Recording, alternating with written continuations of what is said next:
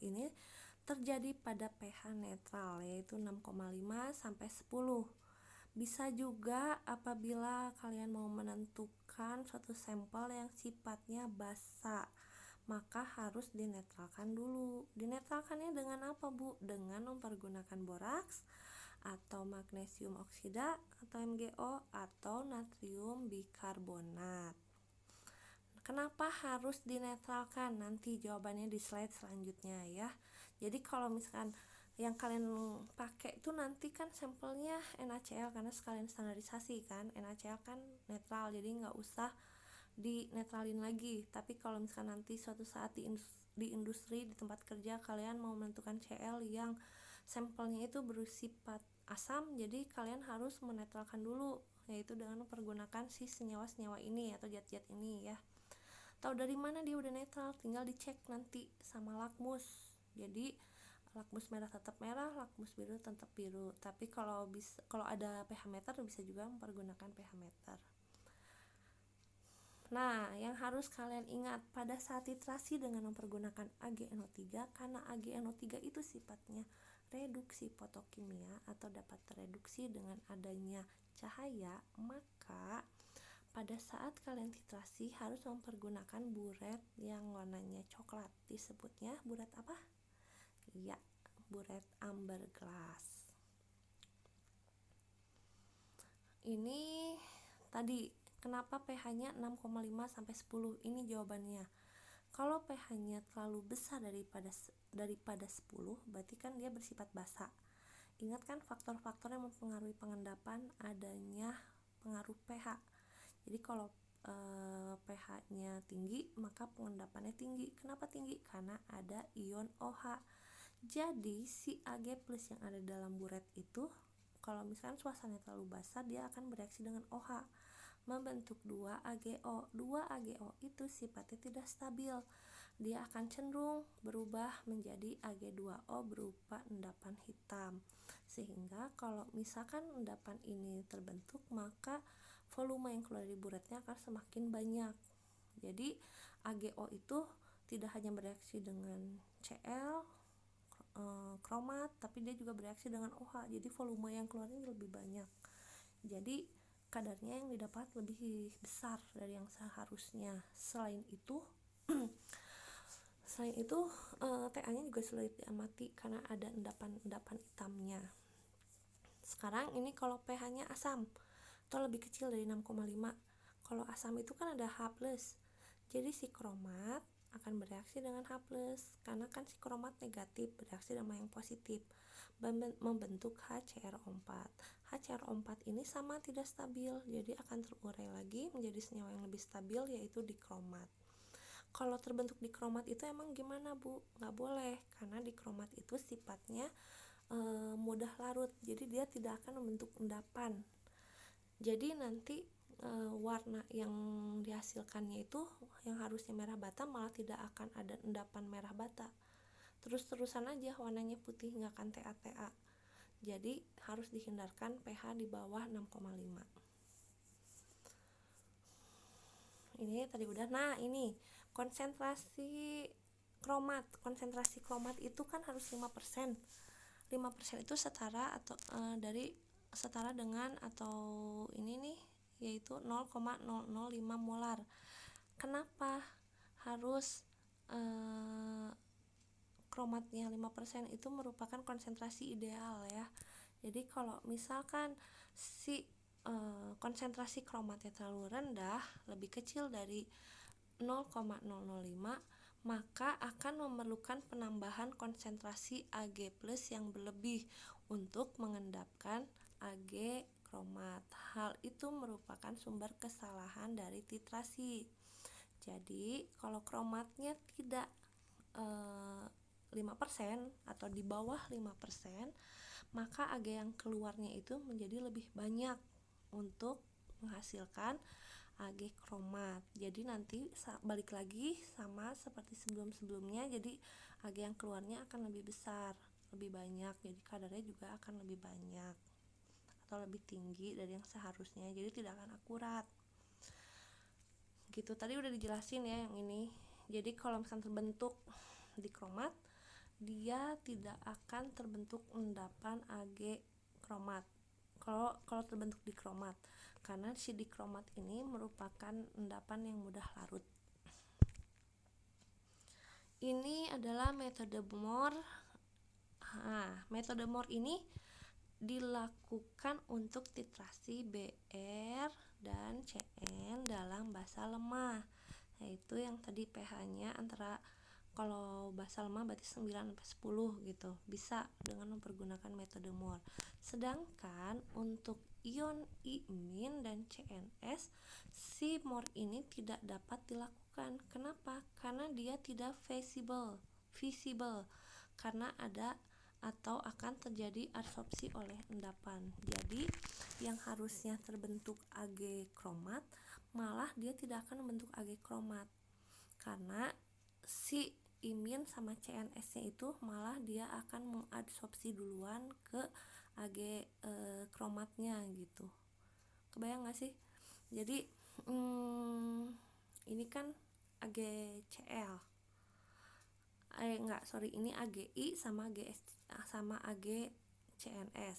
Kalau misalkan ada indikator kromat, maka si AgI-nya itu akan menempel di permukaan AgCl CrO4. Jadi akan menutupi si endapan Ag kromatnya, si AgI sama AgCNS teh. Jadinya dia tidak akan membentuk endapan yang berwarna. Jadi TA-nya akan sulit diamati karena si endapan AgI dan AgCNS itu akan diadsorpsi, mengikat di sekitaran si Ag kromat. Jadi dia TA-nya akan sulit diamati. Sedangkan Ag plus masih bisa dilakukan oleh metode Moore tetapi dengan titrasi tidak langsung. Jadi caranya Ag plusnya itu tidak dapat dititrasi oleh Cl. Jadi harus ditambah dengan mempergunakannya, indikatornya sama pakai dikromat, karena Ag2 kromatnya ini akan terbentuk lebih awal dan melarut lambat menjelang Te. Jadi untuk menanggulangi hal tersebut harus dilakukan teknik titrasi balik atau kembali. Jadi Ag-nya ditambahin Cl- yang berlebih, kemudian Cl sisanya dititrasi oleh Ag plus dengan menggunakan indikator dikromat, dengan menggunakan indikator kromat. Lanjut ya. Nanti kalau ada pertanyaan bisa kalian tanyakan langsung melalui WA Ibu atau di grup di sharing, kita bahas bareng-bareng melalui WhatsApp ya. Jadi ini sekilas aja biar kebayang dulu. Ini selama titrasi Moore, larutan harus diaduk dengan baik. Bila tidak, maka secara lokal akan terjadi kelebihan titrat yang menyebabkan indikator mengendap sebelum titik ekivalen tercapai. Akibatnya titik akhir menjadi tidak tajam. Jadi kalian bayangin kalau kalian titrasinya leles, jadi cuman pelan-pelan doang. Jadi pengendapannya itu hanya di titik itu saja. Jadi yang harusnya belum TE malah udah TE, malah udah TA duluan karena pengadukannya dia tidak homogen dan tidak kuat. Jadi nanti TA-nya menjadi tidak akurat gitu. Jadi yang harusnya belum TA ini malah udah TA duluan. Jadi pada saat nanti kalian titrasi, pengadukannya harus homogen dan secara kuat biar endapannya terbentuk endapannya itu homogen gitu. Karena si Cl-nya itu, si ion yang kita tentukan itu kan tidak hanya di satu titik, ada di semua sudut larutan. Jadi ngocoknya harus homogen dan secara kuat. Lanjut ke prosedur pembuatan metode Moore. Yang pertama kalian buat dulu NaCl. Nah, NaCl ini bisa digunakan sebagai dua larutan, sebagai larutan baku primer, bisa juga sebagai larutan baku sekunder. Kenapa? Masih ingat kan syarat-syarat larutan baku primer? Yang pertama itu rumus molekulnya harus diketahui secara pasti. Contohnya aja asam oksalat. Asam oksalat itu kan H2Ce2O4 titik 2H2O. Jadi sudah diketahui 2H2O-nya. Jadi kristal yang diikatnya itu sudah diketahui ada 2 molekul. Sedangkan NaCl kan tidak ada NaCl titik berapa H2O. Jadi NaCl itu bisa dikatakan bukan larutan primer, tetapi sifat-sifat yang lain seperti stabil dalam penyimpanan dan penimbangan itu ada di NaCl. Jadi NaCl bisa juga dikatakan sebagai larutan baku primer, tetapi si NaCl-nya harus dihilangkan dulu hidratnya. Dengan cara apa? Dengan cara di oven. Nah, di ovennya itu pada suhu 105 sampai 110 derajat Celcius selama 1 jam. Setelah dingin dimasukkan dalam desikator seperti biasa. Setelah dingin lagi, nanti baru kalian bisa menimbang si NaCl-nya. Setelah ditimbang, dilarutkan dalam labu ukur sampai tepat tanda batas. Kalau metode Bohr sekarang yang kita lakukan itu konsentrasinya 0,025 normal ya. Jadi kalau NaCl-nya konsentrasinya 0,025 normal, berarti nanti si AgNO3-nya juga harus 0,025 normal. Jadi kalian nanti hitung di jurnal massa NaCl, massa dari AgNO3 yang dibutuhkan kalau ingin membuatnya volumenya itu sebanyak kalau NaCl 250 mili, kalau AgNO3 itu 400 mili. Kenapa kita tidak mempergunakan normalitas yang biasa yang buat AgNO3 0,1 normal? Karena AgNO3 itu lumayan rada mahal harganya. Jadi 1 gramnya itu bisa sampai 175 ribuan gitu tahun lalu ya, tapi nggak tahu sekarang kayaknya udah naik.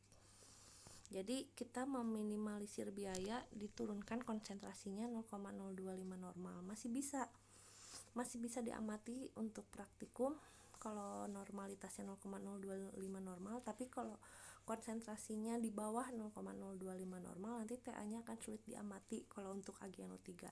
Jadi kita pakainya yang 0,025. Nah, setelah didapatkan NaCl, nanti si NaCl-nya kalian masukkan ke botol sampel, kasih label seperti biasa.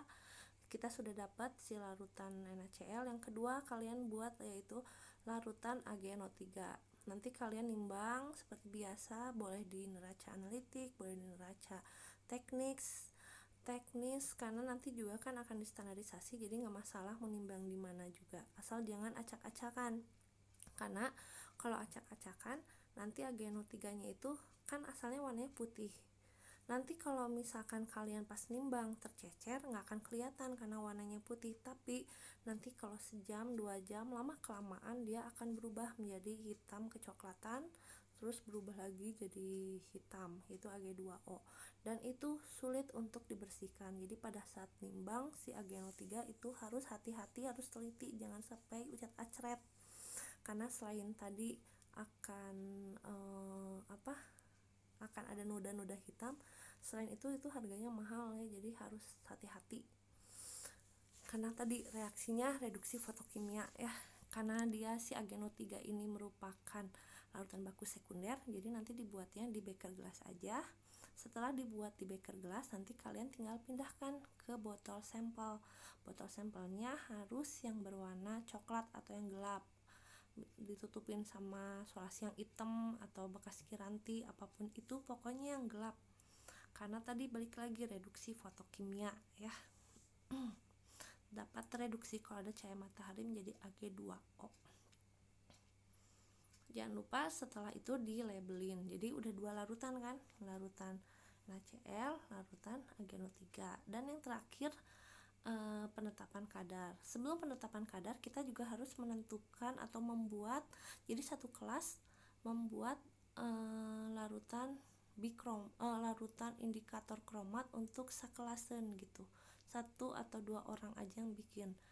Itu kan larutan kromatnya 5% berat per volume, jadi nanti nimbangnya 5 gram dalam 100 ml Aquades. Bisa dilarutkan di labu ukur, bisa juga di beker gelas, karena ini kan cuma indikator ya, Jadi konsentrasinya tidak dipergunakan di dalam rumus, jadi terserah digunakan membuatnya mau di mana terserah, yang penting hati-hati pada saat melarutkannya.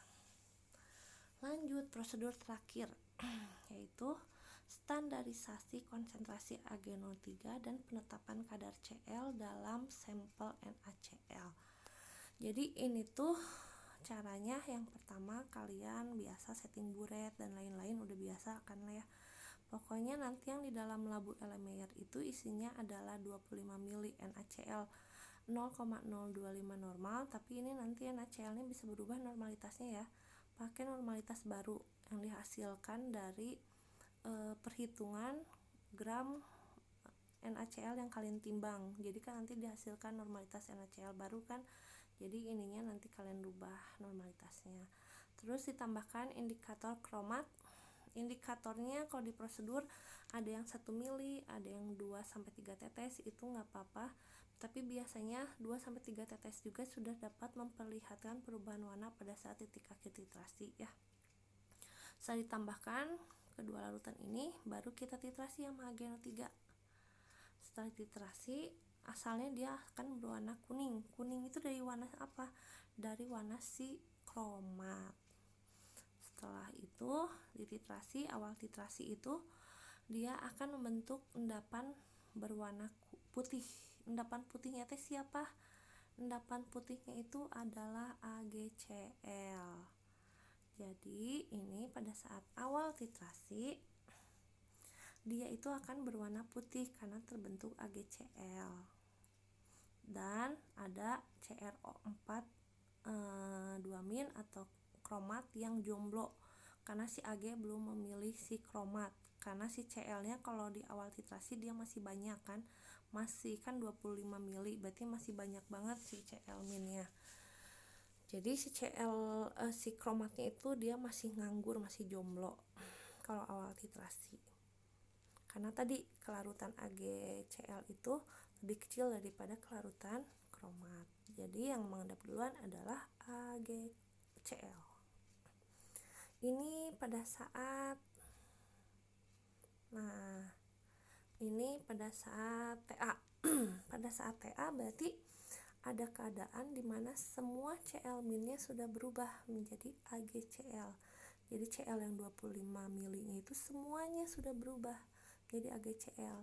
Jadi pada saat netes sedikit aja di buret di sini, sedikit tetes gitu Ag+, si Ag plusnya akan langsung bereaksi sama si kromat. Nah ini Ag akan bereaksi dengan kromat ya. Nih akan menghasilkan endapan Ag kromat berwarna merah bata. Ini titik akhir titrasinya berupa endapan berwarna merah bata, yaitu Ag kromat. Setelah itu kalian catat volumenya, lalu lakukan titrasi duplo atau triplo, pokoknya sampai konstan, bedanya 0,02 mili. Lanjut ke perhitungan. Ini bagian slide terakhir ya. Nanti kalian perhitungannya itu yang pertama kalian tentukan konsentrasi larutan NaCl yang baru. Nah, massa NaCl-nya kalian ganti dari massa NaCl yang kalian timbang atau sampel yang kalian timbang, ada berapa di sini dimasukkan sehingga didapat normalitas NaCl baru.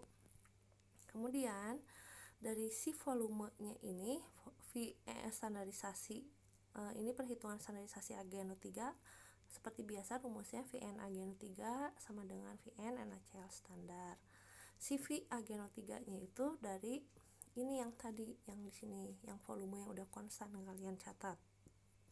Masukin ke sini normalitasnya AgNO3 yang ditanyakan berarti X, ini VNaCl yang kalian pipet 25 mili, M-nya dari yang ini, yang perhitungan pertama, sehingga didapat nanti normalitas AgNO3. Setelah didapat normalitas AgNO3, kita lanjut ke perhitungan ini. Jadi sama. Jadi satu praktek ini kita dapat menentukan konsentrasi AgNO3 dan menentukan kadar Cl. Jadi sekalian dua penetapan kadar AgNO3 dan penetapan kadar Cl. Masukin ke rumus ini.